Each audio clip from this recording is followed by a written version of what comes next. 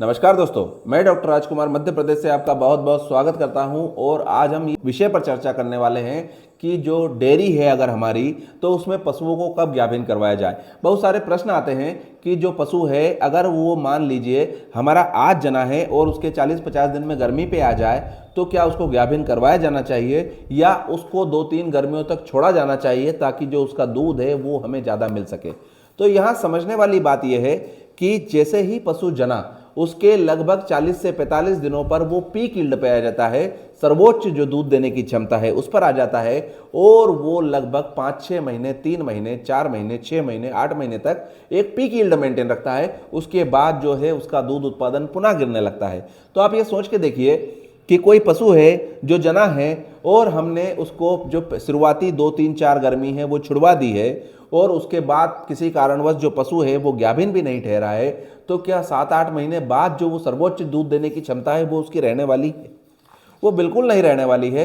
वो कम दूध के साथ वो पशु आपकी डेयरी में रहेगा। उसका खाना बिल्कुल वो का वही रहेगा। उसकी जो मैनेजमेंट है वो भी सेम रहने वाली है। उसके ऊपर जो लेबर कास्ट है वो ज़्यादा रहने वाली है। उसको रखने के लिए जो चीज़ें चाहिए वो सारी चीज़ें हमें मैनेज करना है।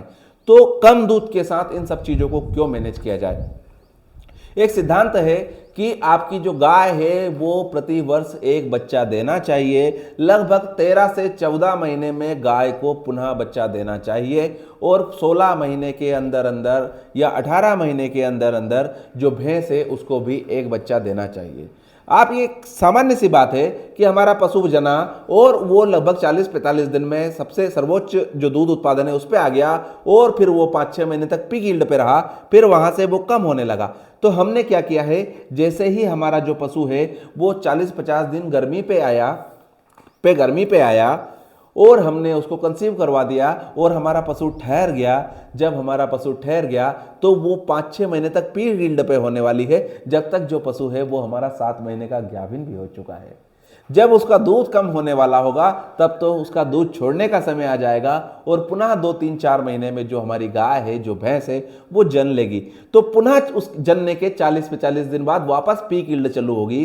तो होगा क्या कि हमारे पशु के जो पूरा जीवन काल है उसमें हमें maximum number off peak yield, सर्वोच्च ज्यादा संख्या में ये जो सबसे ज्यादा दूध देने वाला समय है ये हमें प्राप्त होगा और उसके जीवन काल में हम सबसे ज्यादा दूध लेने की स्थिति में होंगे।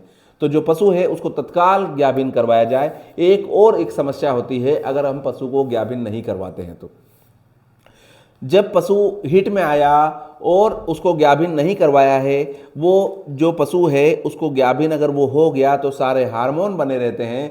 अगर वो गाभिन नहीं हुआ तो हार्मोन का जो असंतुलन है वो भी होने लगता है। जैसे ही हार्मोन का असंतुलन होगा और वापस उसमें जो सिस्ट है, फॉलिकुलर सिस्ट है, ल्यूटेल सिस्ट है, इनके बनने की संभावनाएं बढ़ जाएगी। तो इस तरह से जो चीज़ें हैं उनको करना चाहिए। एक चीज़ और है, 40 से 50 दिन में हमने उसको बीज डलवा लिया है या सांड से करवा लिया है और अगर हमारा पशु रिपीट हुआ तो हमें एक समय मिल गया है उसको ठीक करवा के वापस गाभिन करवाने का। लेकिन आप ये सोच के देखिए कि अगर 7-8 महीने बाद हमने उसको गाभिन करवाने का सोचा और तब कोई समस्या आई, तो फिर वो जो गाय है वो अगर रिपीट ब्रीडर निकली तो हमारे पास कितना समय लेट हो जाएंगे। आपने देखे हैं कई बार, हमें ये देखते हैं कि जो पशु है वो जनने के बाद 2-2 साल तक गाभिन नहीं होते हैं। तो क्या वो पूरे 2 साल हमें दूध दे सकता है उस मात्रा में, अच्छी मात्रा में? बिल्कुल नहीं दे सकता है। तो ये पशुपालन में हमें ध्यान देखना है, खास करके अगर हम डेयरी चलाते हैं, डेयरी पे दूध देते हैं या हमारा डेयरी फार्म है, तो वहाँ तो हर पशु का रिकॉर्ड मेंटेन होना चाहिए और हमारे पशु में हमें सबसे ज़्यादा जो ध्यान देना चाहिए, मैं तो कहता हूँ दूध पे जितना ध्यान दिया जाए उससे 10 गुना ध्यान देना चाहिए बछड़ों के ऊपर।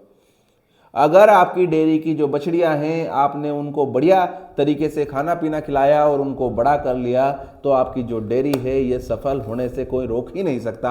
और जितना दूध पे ध्यान दिया है उससे 10 गुना ध्यान दिया है आपने बच्चों के ऊपर और उससे 100 गुना ज़्यादा ध्यान देना चाहिए उसको तत्काल गाभिन करवाने के ऊपर। ये अगर फार्मूला है और इस चीज़ पे हमने ध्यान दे लिया तो निश्चित तौर पर हम ज़्यादा से ज़्यादा दूध उत्पादन लेंगे। हमारी जो डेयरी है उसे कोई भी किसी भी हाल में खतरा नहीं होने वाला है। तो इन चीज़ों का जरूर ध्यान रखें और जो पशु जैसे ही गर्मी पे आए उसको गाभिन करवाना ही चाहिए। जानकारी अगर पसंद आए तो वीडियो को लाइक कीजिए। आपका एक एक लाइक हमें मोटिवेशन देता है और इस तरह के वीडियो बनाने के लिए, और अपने दोस्तों के साथ जिनको इन चीज़ों की आवश्यकता है उनके साथ शेयर कर सकते हैं। और इसी तरह की जानकारी अगर चाहते हैं, कोई चीज़ के बारे में जानकारी चाहते हैं तो कमेंट बॉक्स में लिखिए, उन सब विषयों पर भी चर्चा करने का प्रयास किया जाएगा। और इस तरह की जानकारी के लिए बने रहिए मेरे साथ। जय हिंद, जय भारत, धन्यवाद।